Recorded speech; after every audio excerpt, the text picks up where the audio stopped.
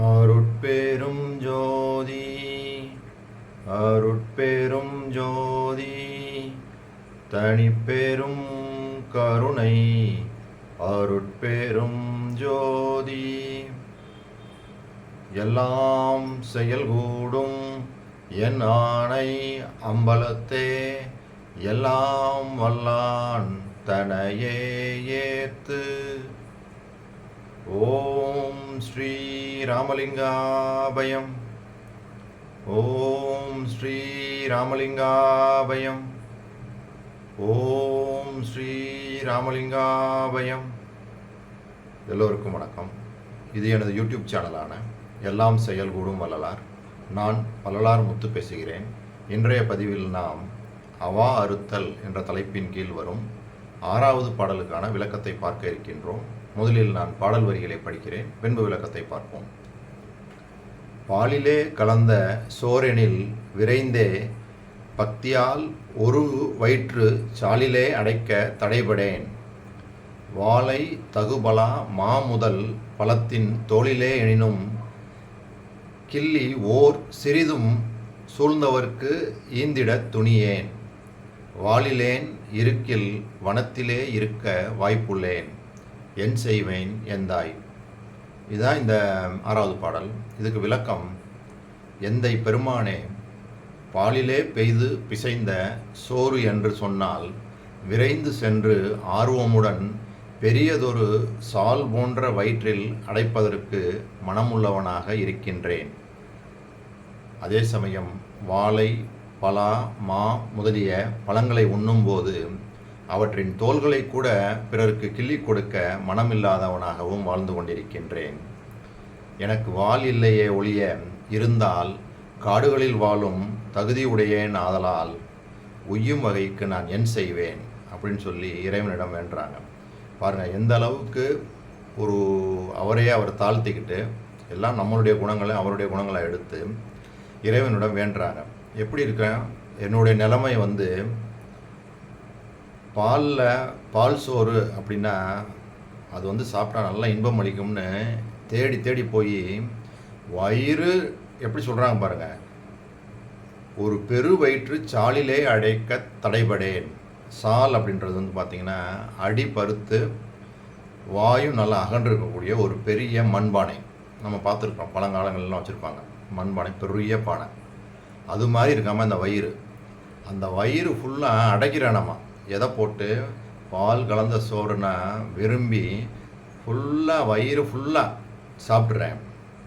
அப்புறம் வா பலா மாலை, வா பலா வாழை, அந்த பழங்கள் முக்கணிகள் சொல்கிறாங்கல்ல, அந்த அந்த அந்த அந்த கனிகளை சாப்பிடும்போது அந்த தோலை கூட பிறருக்கு கிள்ளி கொடுக்கக்கூடிய அந்த மனோபாவம் இல்லாமல் வாழ்ந்து கொண்டிருக்கிறேன் அப்படின்றாங்க.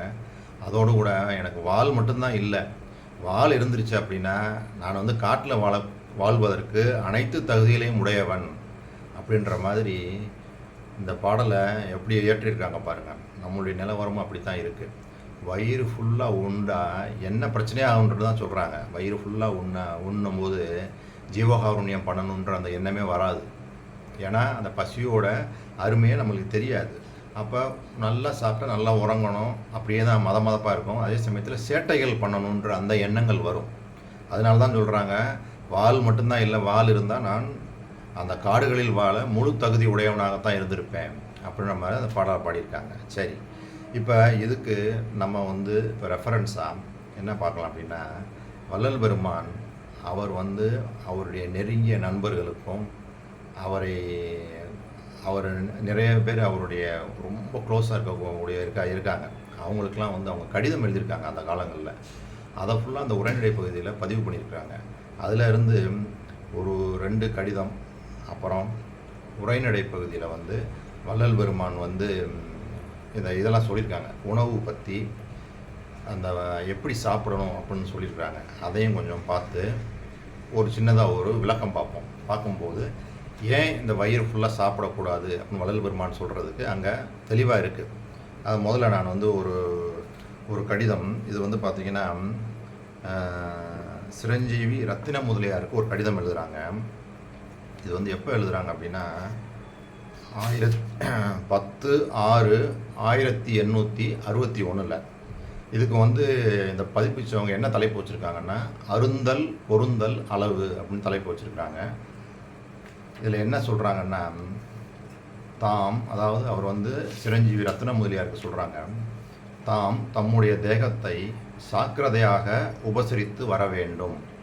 சாக்கிரதை என்பது அருந்தல் பொருந்தல்களில் மிதபோசனம், மிதபோகம்.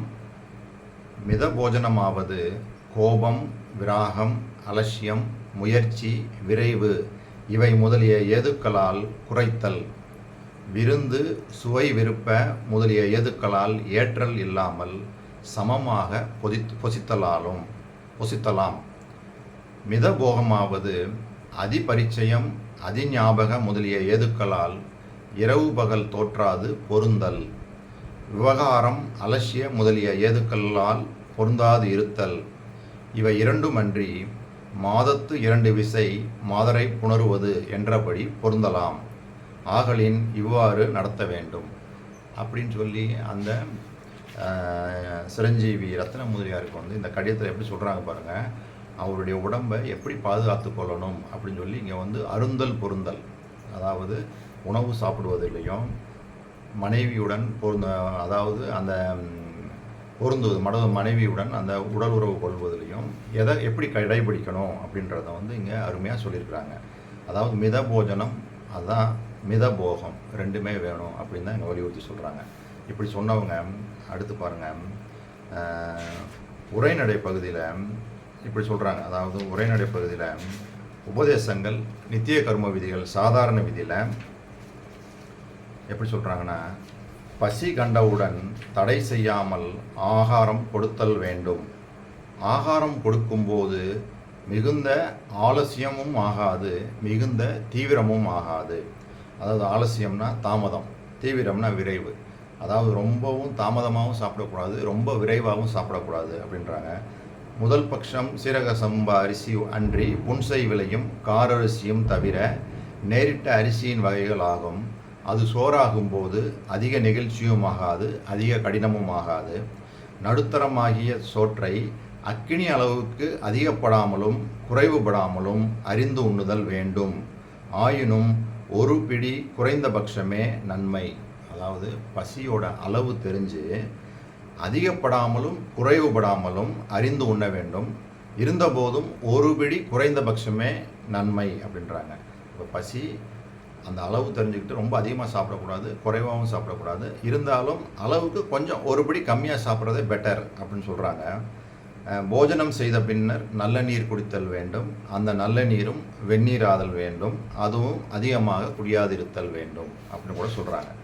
சொன்னவங்க இன்னும் கூட என்ன சொல்கிறாங்க, எப்படிப்பட்ட போஜனமாயினும் சிறிது குறைவாகவே புசித்தல் வேண்டும். எந்த காலத்திலும் பசித்தால் அல்லது எந்த வகையிலும் போஜனம் செய்யப்படாது. வாத பித்த ஸ்லேத்துமங்கள் அதிகரிக்கத்தக்க போஜனங்களை அறிந்து விடல் வேண்டும் அப்படின்னு கூட இன்னும் கூட தெளிவாக சொல்கிறாங்க. சொன்னவங்க அடுத்து சிறப்பு விதியில் எப்படி சொல்கிறாங்கன்னா, சுமார் 15 நாளிகைக்கு உண்ணத் தொடங்கும் போது, அதாவது காலையில் 6 மணிலேருந்து 15 நாளிகைன்னா மதியம் 12 மணி.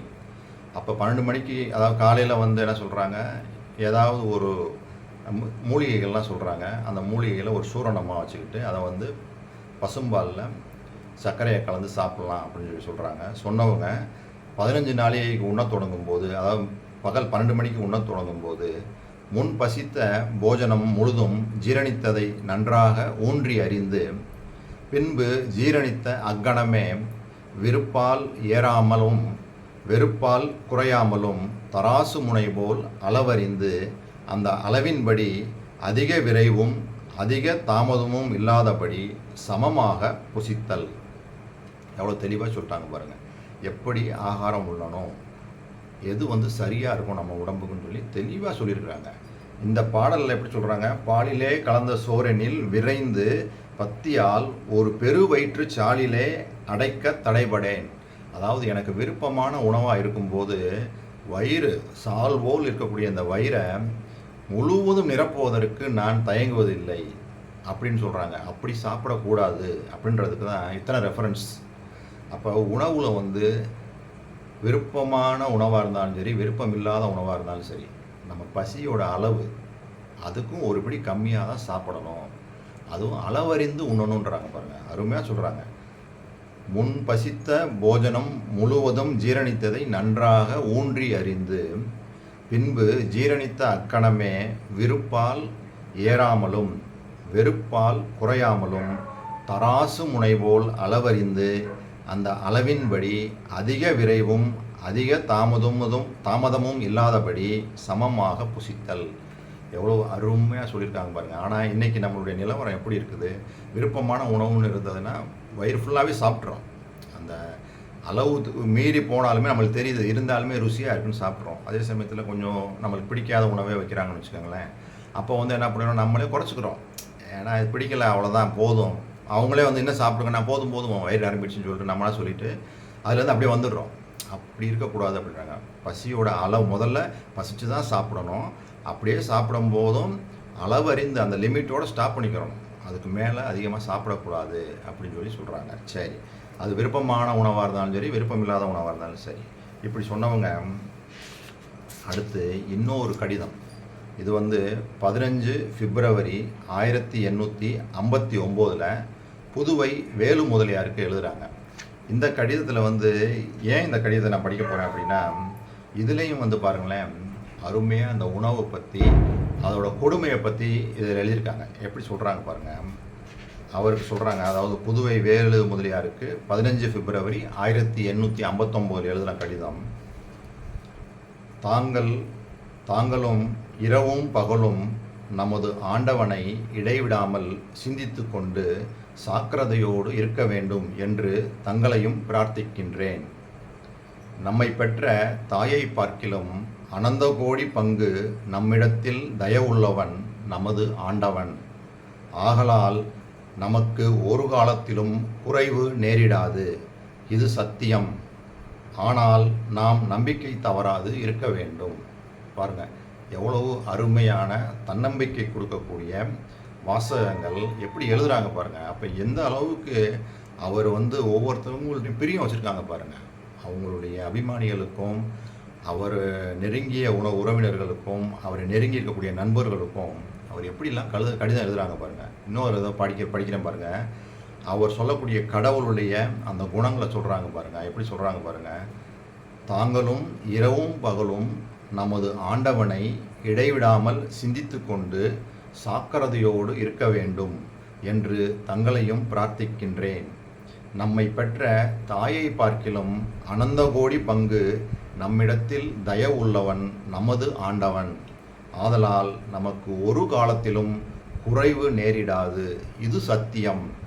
ஆனால் நாம் நம்பிக்கை தவறாது இருக்க வேண்டும். பாருங்கள், இந்த நம்பிக்கை தான். இதனால தான் நம்ம வள்ளல் பெருமானை நம்ம கெட்டியாக பிடிச்சிக்கிறோம்னு சொல்கிற காரணம், எல்லாமே பாசிட்டிவ் எனர்ஜியும் பாசிட்டிவ் வைப்பு அதைத்தான் கொடுப்போம். அவரை நெகட்டிவாக எதுவுமே சொல்கிறது இல்லை. இந்த மாதிரிலாம் நம்ம சொல்லி நம்ம வந்து அந்த இறைவனை வந்து பக்தி செய்யணும், அன்பு செய்யணும். இப்படிலாம் செஞ்சுட்டு வந்தோம்னா எந்த துன்பமும் நம்மளை அணுகாது அப்படின்றது தான் உண்மை. இப்படி சொன்னவங்க அடுத்து சொல்கிறாங்க பாருங்கள். ஐயா, நானும் புத்தி தெரிந்த நாள் தொடங்கி இது பரியந்தமும் இந்த பிண உடம்பும் இதற்கு கொடுக்கின்ற பிண்ட துண்டங்களும் பெரும் சுமையாக இருக்கின்றதே. ஐயோ, இது என்றைக்கு தொலையும் என்று எண்ணி எண்ணி இளைத்து துன்பப்படுகின்றவனாக இருக்கின்றேன். இப்படிப்பட்ட இந்த நாய்க்கு பணம் என்ன செய்ய? என்னை குறித்து தாங்கள் பண விஷயத்தில் பிரயாசம் எடுத்து கொள்ள வேண்டாம். தாங்கள் வேறு விதத்திலும் செலவுக்கு இடம் பார்க்க வேண்டாம் அப்படின்னு எழுதுகிறாங்க. அதாவது இதிலேருந்து என்ன தெரியுதுன்னா, அவர் பணம் கேட்டு இதுக்கு முன்னாடி கடிதம் எதுவும் போட்டிருக்கணும் அவருக்கு. அதுக்கப்புறம் அவருக்கு சிரமமாக இருக்கும் பணம் பரட்டுறதில். அதனால் பணத்தை இவர் கேட்டுட்டு சரி அவருக்கும் துன்பம் தர வேணாம், அப்படியும் இல்லாமல் இந்த பணத்தினால் நம்மளுக்கு என்ன பிரயோஜனம் அப்படின்றது அப்படியும் நம்ம வந்து இதை அர்த்தம் பண்ணிக்கலாம்.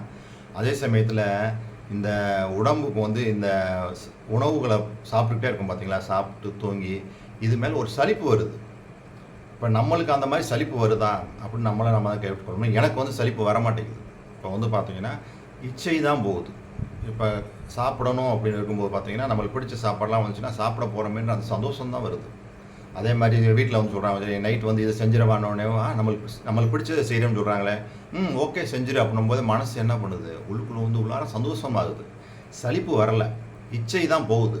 வள்ளல் பெருமான் என்ன சொல்கிறாங்க, ஐயா நானும் புத்தி தெரிந்த நாள் தொடங்கி இது பரியந்தமும் இந்த பிண உடம்பும் இதற்கு கொடுக்கின்ற பிண்ட துண்டங்களும் பெரும் சுமையாய் இருக்கின்றதே. ஐயோ இது என்றைக்கு தொலையும் என்று எண்ணி எண்ணி இளைத்து துன்பப்படுகின்றவனாக இருக்கின்றேன். இப்படிப்பட்ட இந்த நாய்க்கு பணம் என்ன செய்ய?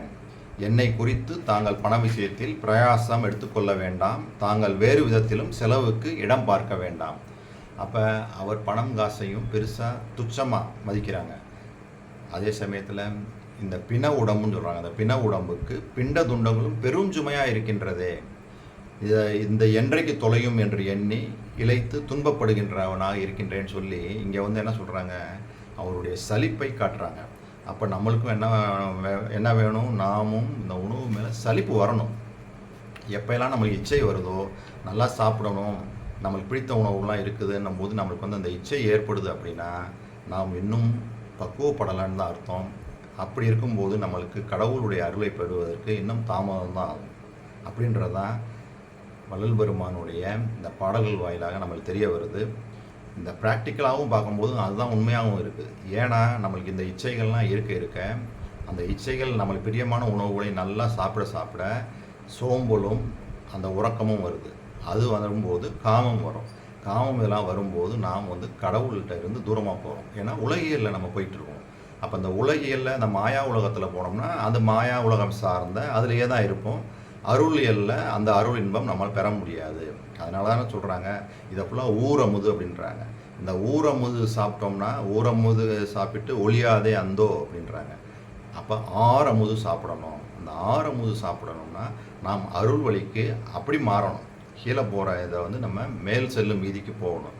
மேல் செல்லும் வீதிக்கு போகணும்னா ஜீவகாருண்ய ஒழுக்கத்தில் இருந்து ஆரம்பித்து எல்லா உயிர்களையும் தம் உயிர் போல் எண்ணக்கூடிய அந்த மனோபாவத்தை வளர்த்து கொண்டு அதிலேயே பயணப்பட்டு தான் நம்ம தயவு நிலைக்கு வரணும். தயா குணத்துக்கு வந்து தான் நம்ம வந்து அதன் மூலமாக ஆன்ம நெகிழ்ச்சி உண்டாகி அருளை பெற்றுக்கொள்ளணும். அந்த அருளை பெற்றுக்கொள்ளும் போது ராகத்வேஷாதிகள் எல்லாம் உடணும். அந்த ராகத்வேஷாதிகள் எல்லாம் நம்ம விட்டு போகும்போது நம்மளுக்கு என்ன கிடைக்கின்றாங்க, முத்தேக சித்தியே கிடைக்கின்றாங்க. இப்படி தான் நம்ம வந்து அருள்நிலையை பெற முடியும். வள்ளல் பெருமான் சொல்லக்கூடிய நெறி இப்படி தான் இருக்குது. இப்படி தான் வந்து அவரும் என்னை ஏறாநிலை மிசைக்கு ஏற்றியது தயவு. அந்த தயவுக்கு ஒருமை வர வேண்டும்ன்றாங்க. இப்போது எனது அறிவு அண்டங்களுக்கு அப்பாலும் கடந்திருக்கின்றது அப்படின்னு சொல்கிறாங்கன்னா அதுக்கு அவங்க சொல்லக்கூடிய அந்த இது வந்து தயவு நெறியை தான் சொல்கிறாங்க, தயா நெறியில் தான் போக சொல்கிறாங்க என்ற இந்த சிந்தனையோடு நான் இந்த வீடியோவை நிறைவு செய்கின்றேன். இதுவரை பொறுமை காத்து எனது வீடியோவை பார்த்த உங்களுக்கு கோடான கோடி நமஸ்காரங்களும் நன்றிகளும். மீண்டும் நாம் நாளைய பதிவில் 7வது பாடலுக்கான விளக்கத்தை பார்ப்போம். அருட்பெரும் ஜோதி ஜோதி அருட்பெரும் ஜோதி தனிப்பெரும் கருணை அருட்பெரும் ஜோதி.